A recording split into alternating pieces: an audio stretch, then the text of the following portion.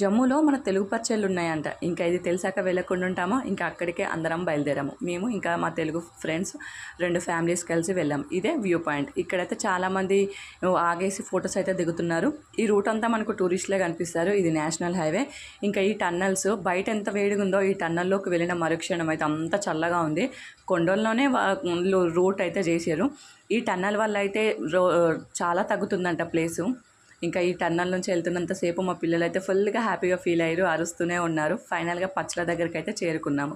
ఇవి మన తెలుగు పచ్చళ్ళు. ఇక్కడ చాలామంది తెలుగు వాళ్ళు కూడా ఉన్నారు. ఇంకా అమర్నాథ్ యాత్రకు వెళ్ళే వాళ్ళు ఇక్కడైతే కంపల్సరీగా వెయిట్ చేసి వాళ్ళకి నచ్చినవి కొనుక్కొని వెళ్తున్నారు. దానికి దగ్గరలోనే ఇక్కడ ఫేమస్ పన్నీర్ పకోడా అని చాయ్ ఉందంట. ఇంక ఇంత దూరం వచ్చాం కదా, టేస్ట్ అయితే చేసి వెళ్తున్నాం. టేస్ట్ అయితే సూపర్గా ఉంది. ఇంక ఇక్కడ కట్టెల ఇప్పటికి కూడా వంటలు చేస్తున్నారు.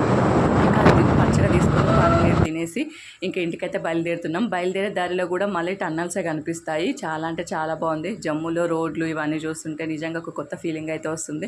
Please subscribe.